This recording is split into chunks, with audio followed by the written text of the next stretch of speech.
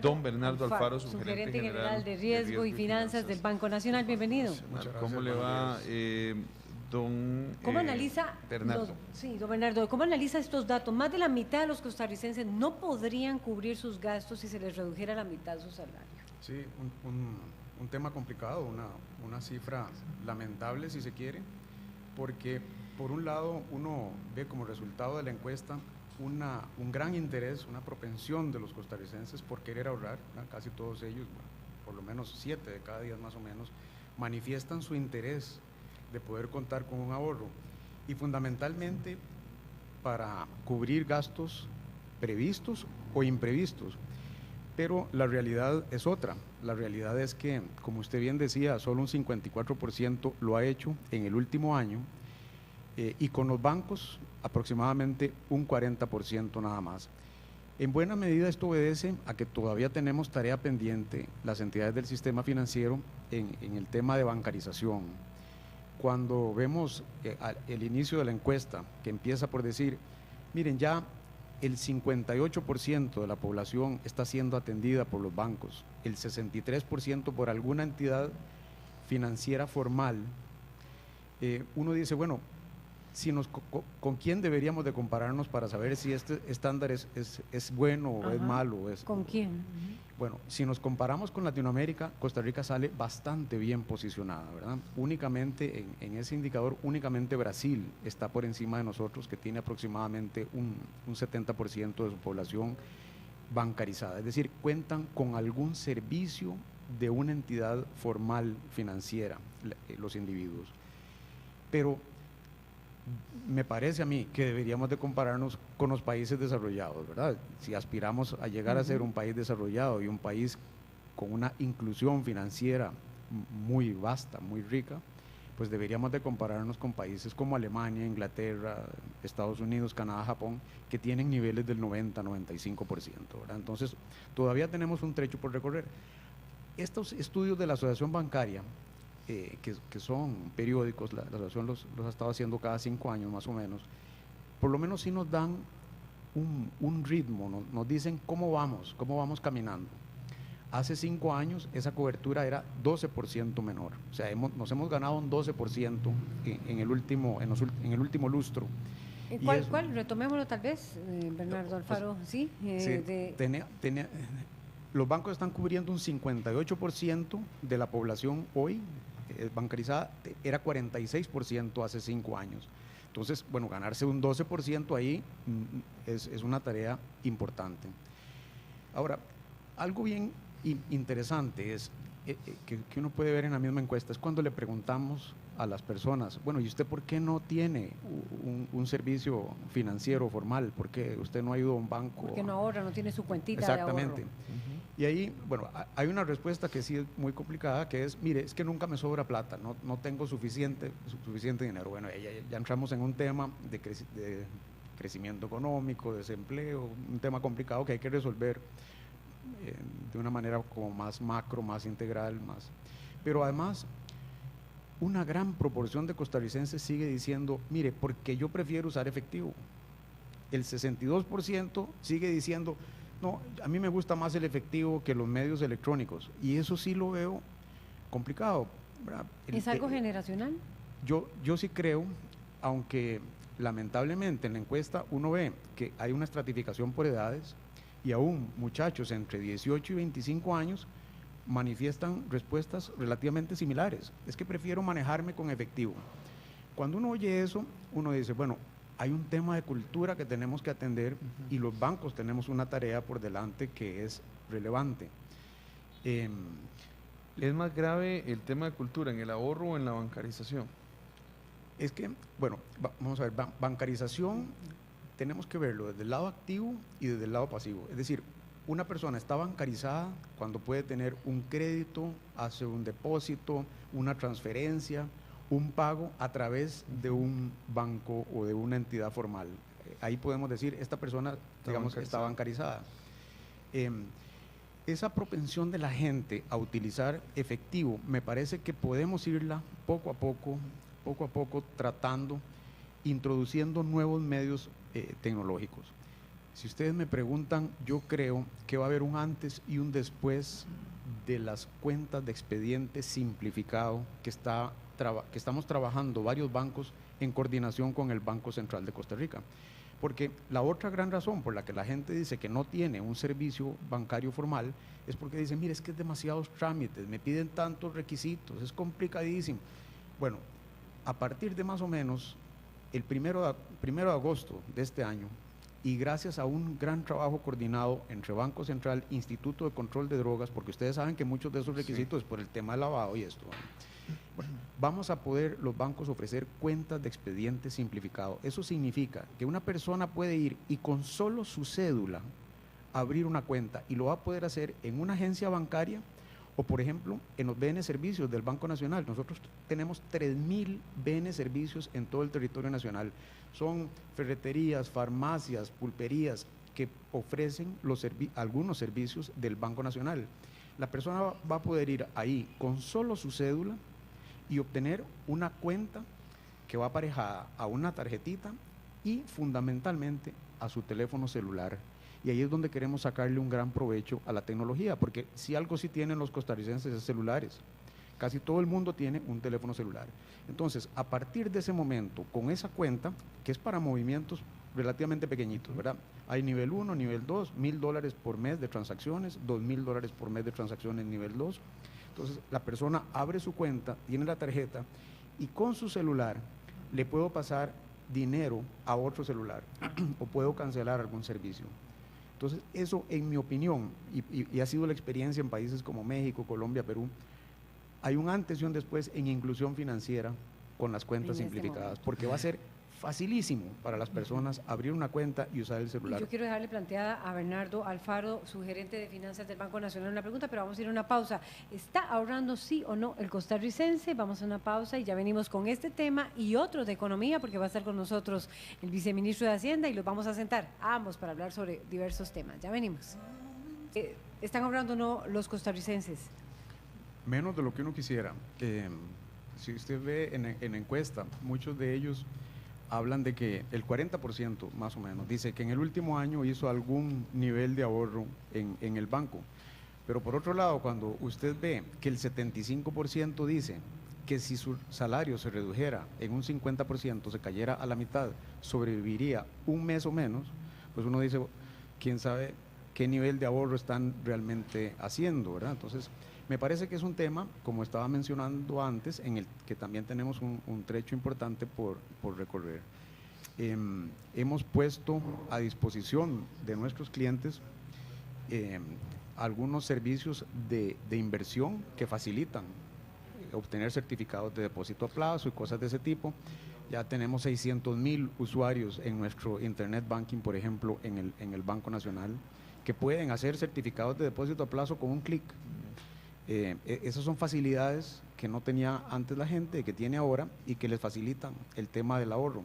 Pero tenemos que seguir todavía promocionando mucho más el ahorro en los costarricenses. Muy bien, y seguimos con mucha más información. El déficit fiscal del gobierno se colocó en 1.9% del PIB durante el primer cuatrimestre de este año, según manifestó Elio Fallas, ministro de Hacienda. Según Fallas, la cifra es mayor al mismo periodo del 2014, cuando el déficit fue del 1,7% del PIB.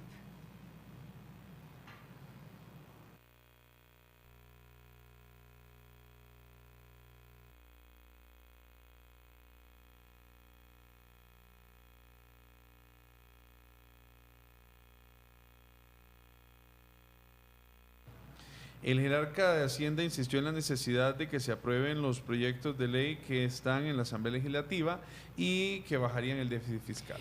Para Fallas, si no se aprueban estas iniciativas, las calificadoras de riesgo de este año podrían bajarle la nota a nuestro país, lo que encarecería el costo de la deuda externa que tiene Costa Rica, agravando el déficit. Por su parte, Fernando Rodríguez, viceministro de Ingresos, dijo que el proyecto de ley contra el fraude fiscal es la iniciativa que más surge en el país. Con esta, Hacienda pretende bajar el déficit fiscal, que el año anterior se colocó en 5.7% al 5% del PIB. Y ante esto, el diputado del Movimiento Libertario indicó, Otto Guevara, que el proyecto de fraude fiscal parece no tener mucho respaldo en la nueva comisión de hacendarios.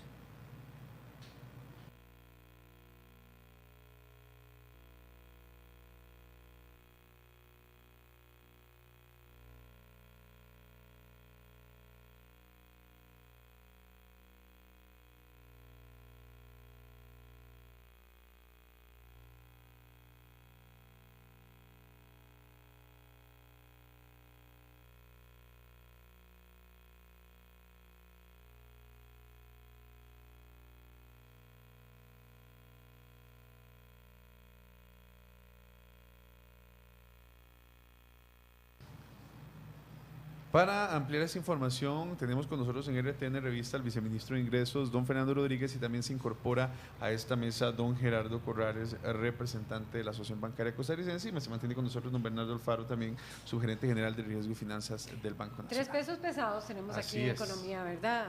No es cualquiera el que se da este lujo de tener en esta mesa. En kilos. Tantos. Bueno, Fernando Rodríguez, viceministro de Hacienda.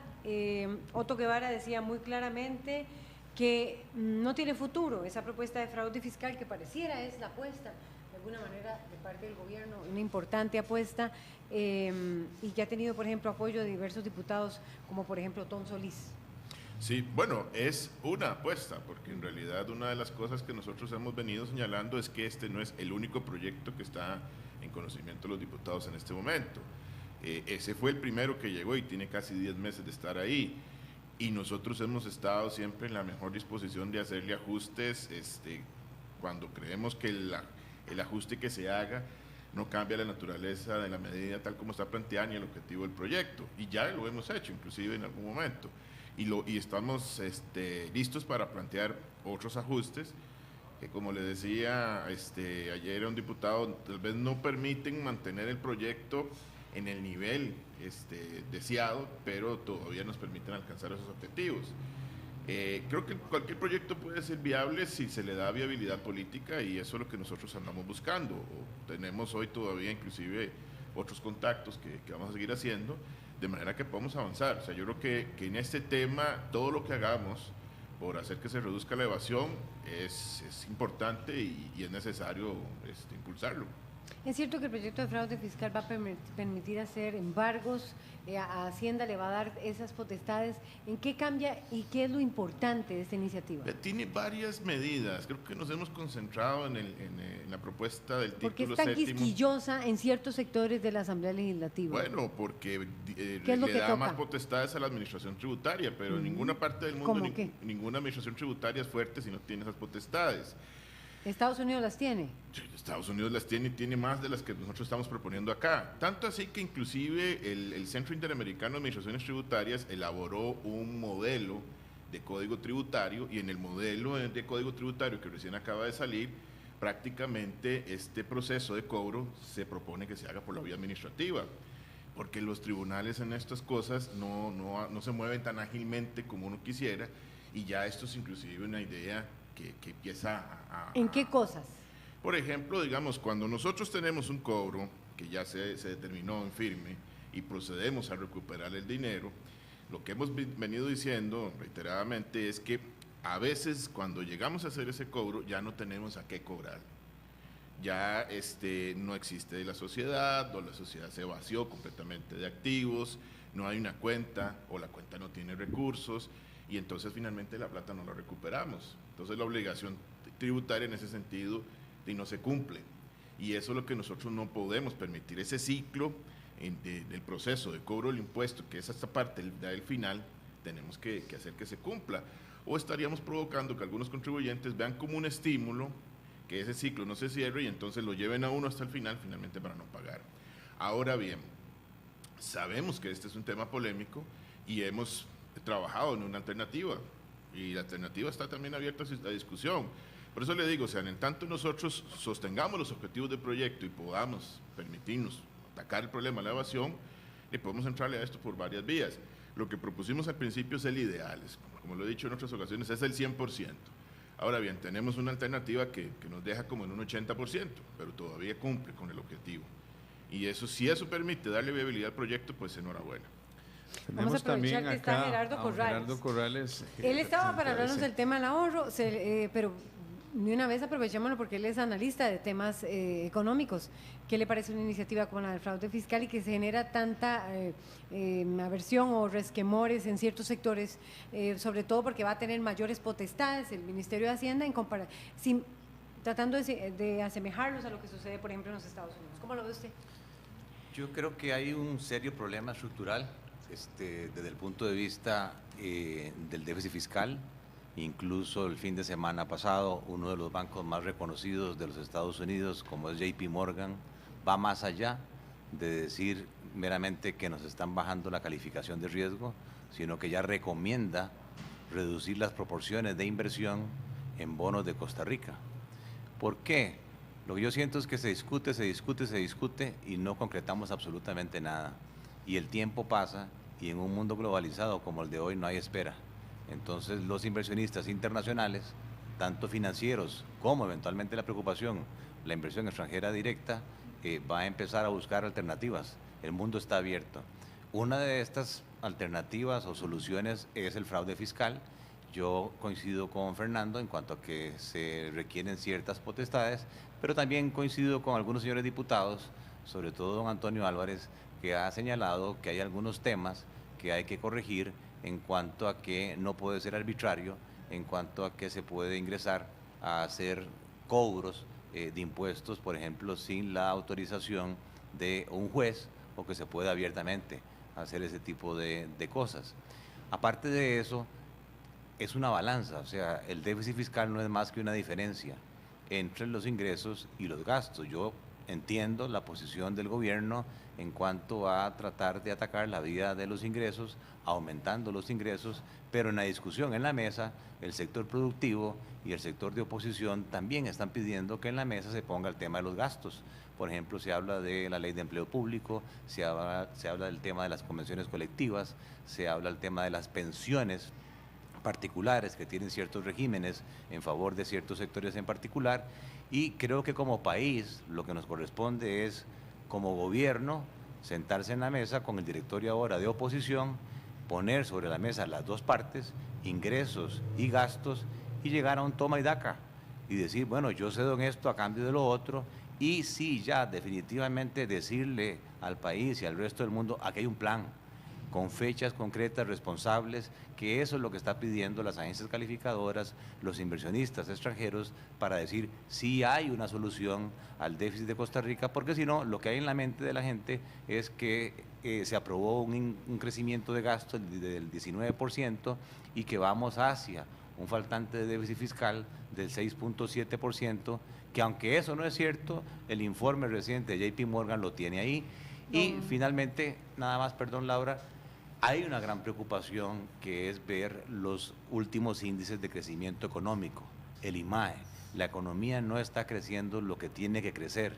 Entonces tenemos un problema también de eventual riesgo de desempleo, que sí sería un ambiente perjudicial, y por ningún lado en el reporte de JP Morgan se menciona como gran logro la gran tasa de inflación que el país ha logrado reducir en tanto monto. Muy bien, don Fernando, unas últimas. Sí, no, yo retomo un tema que don Gerardo señalaba, y es el tema del tiempo. Y tal vez inclusive le agrego algo más. Nosotros las calificadoras ya no nos piden un plan, ya nos piden acciones, y para este año. Nosotros conversamos hace unas semanas, con un representante Moody's que estuvo para acá y nos dijo, vean, es que ustedes ya los planes no les compran tiempo. A ustedes les compran tiempo en el sentido de evitar, digamos, que empecemos a sufrir ajustes en la calificación de riesgo, las decisiones que el Congreso tome.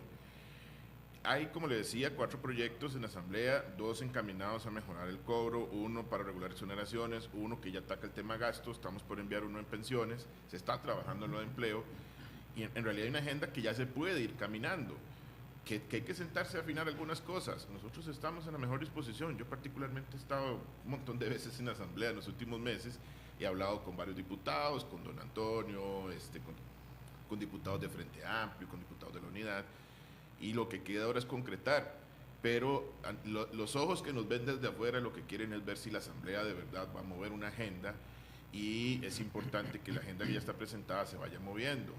Creo que hay señales importantes que se deben enviar. Los proyectos que están ahí enviarían señales de que verdad el Congreso está comprometido en una agenda fiscal. Muchas gracias al viceministro de Hacienda, Fernando Rodríguez, a Gerardo Corrales de la Asociación Bancaria y a don Bernardo Alfaro del Banco Nacional. Se nos fue el tiempo, vamos a dejarlo para la próxima semana. Y a ustedes también por acompañarnos aquí. Muchas gracias, que RTN pasen Revista. un feliz martes y una feliz semana. Hasta acá esta edición de RTN Revista. Buenos días.